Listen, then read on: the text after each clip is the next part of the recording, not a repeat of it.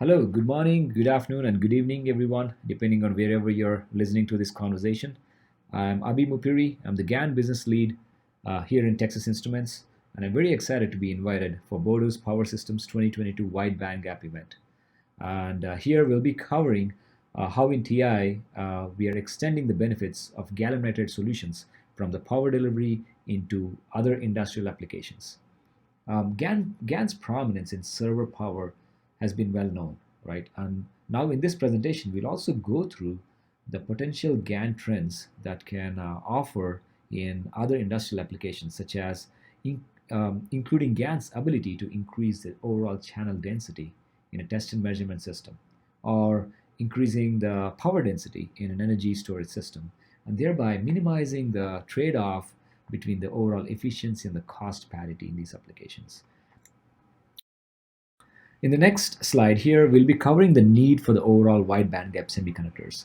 The world's appetite for more energy will continue to grow, while the ability to generate more power will always be limited. This is an inherent challenge that we face in this planet. Obviously, electronic vehicles, consumer electronics, medical equipment, and all these data centers are demanding for larger power supplies, but the size, weight, and the cost of these systems also need to shrink. Thereby, it leads directly to the overall power density challenge.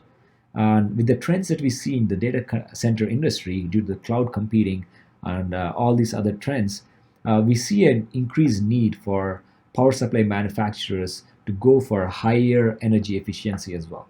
And since we're talking about the overall data center example, it's very well known that over 1% of the global energy consumption has been consumed by data centers, and out of which more than 50% of that energy consumption goes towards just cooling these centers, and hence increasing the need for the overall efficiency, while we also cover the other challenges of power density and other passive component size reduction and all these other areas that we'll be covering later.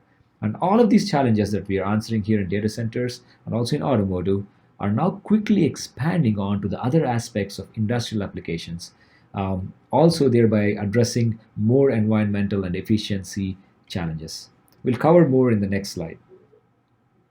Some of the market trends that we are seeing in the semiconductor roadmaps, and of course this also applies to GaN, is a shrinking form factors.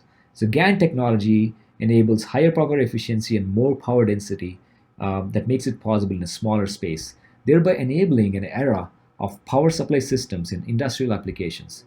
This is not just happening at an IC level; it's also happening at an overall system level. A good example here is a battery test system manufacturer, right? Typically, we do have this AC to DC conversion power supply units that are present in each and every battery tester system. Now we suddenly see these battery test manufacturers having a unified centralized AC to DC unit that runs 400 volt or 800 volt rails across the factory, and then down converting these all the way down to like 5 or 12 volts to test the battery systems. And this is paving a way for shrinking form factors within the factories, thereby increasing the number of throughput for some of these battery testers and overall batteries that are being tested within these battery test factories. Another big trend is the overall happening with the overall increased performance. And when I say performance, I also want to cover the overall EMI and the electrical noise, and also a system level performance of working in conjunction with the MCUs, right? When we have GaN integrated along with MCUs, what we see is we see the overall increase in the overall performance and also extending the overall reliability. And we do have more than a decade of GaN testing and reliability that's being done that we've published out in the ta.com. In this slide, we're going to cover the key trends and opportunities in power delivery applications. One of the first and foremost trend that we see is the requirement for the higher power densities. Our customers, especially for example, the server PSU customers, density requirement has increased from 40 watts per cubic inch all the way up to 90 watts per cubic inch. That's over 2x of increase in the power density. While keeping that in mind, the requirement for higher efficiency is also growing over year on year. For example, the titanium grade efficiency requirements have gone up to over 96.5 total energy efficiency. Along with this, the OEMs have been driving the new interface protocols such as CAN bus.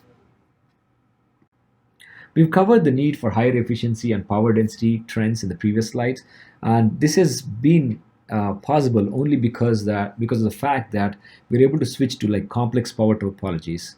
What's shown over the right side you see is the trend that's been moving towards bridgeless PFC rectifier that uses two GaN switches and two diodes. And towards the right, you see the bridge PFC rectifier that uses five diodes and one MOSFET switch. In order to achieve higher efficiency and higher power density in AC to DC PSUs, customers have opted bridgeless PFC power factor correction circuits. It's notable that the bridgeless PFC topology requires higher frequency switches to have low or no reverse recovery charge for minimized switching losses. Therefore, wide bandgap devices such as silicon carbide or GaN are needed in this bridgeless PFC topology. For isolated DC-DC stage of the PSU, customers are moving from hard switching converters to soft switching converters in order to switch at higher switching frequencies for the magnetic size reduction, thereby also achieving higher efficiency. And GaN offers better switching coefficients over silicon devices, thereby allowing a higher efficiency and also like higher frequency possible due to the lower magnetics also. In this particular slide, I'd like to cover the key advantages of using TI GaN, and one of the first and foremost being the ability to achieve faster switching speeds than the discrete GaN FETs. The TI GaN devices have a built-in driver. They also have integrated features such as overcurrent protection, over temperature protection, and under voltage lockout and voltage and current sensing, which cannot be achieved by a discrete GaN wide bandgap devices. The second and also a very important advantage is the ability to achieve smaller magnetics provides the opportunity to be able to achieve higher power densities. And the third, but one of the most important and also widely requested question that we get asked from our customers is reliability.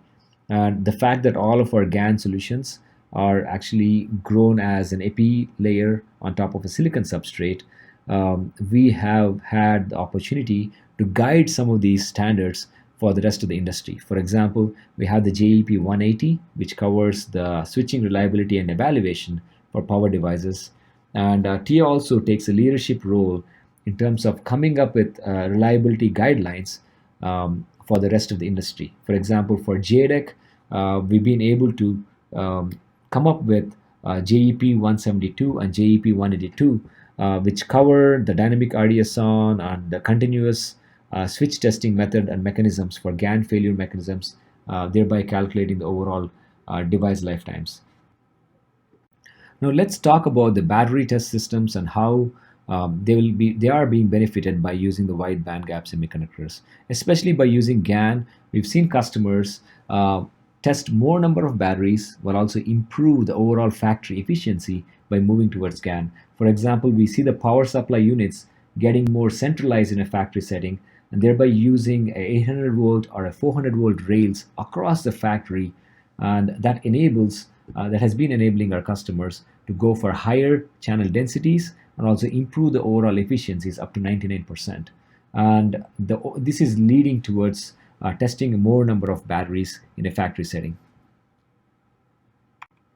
In this slide, we want to cover the advantage of using wide bandgap, especially GaN in solar and energy storage systems.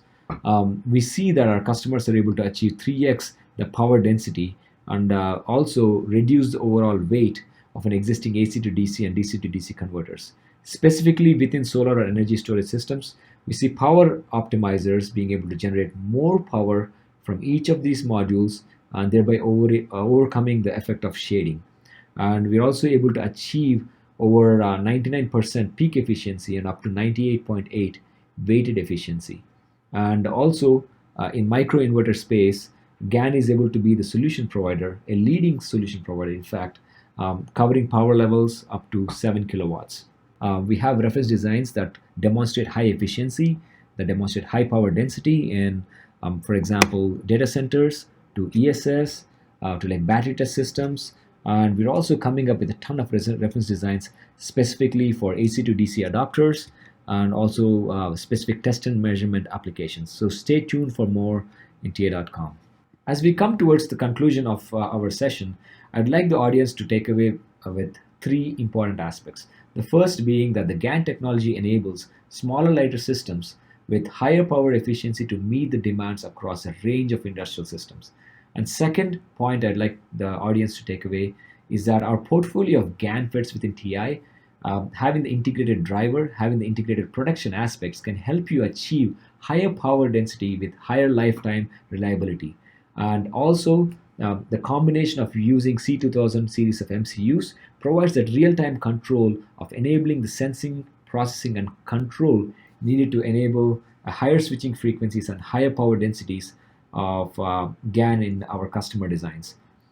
Third, but also one of the most important factor is that TI's internal manufacturing is investing heavily in terms of long-term scalability into these technologies, thereby supporting our customers' growth for the 10-15 years to come in the future. With that being said, I'd like to conclude our session, and I want to thank you for the opportunity to be able to present in this session.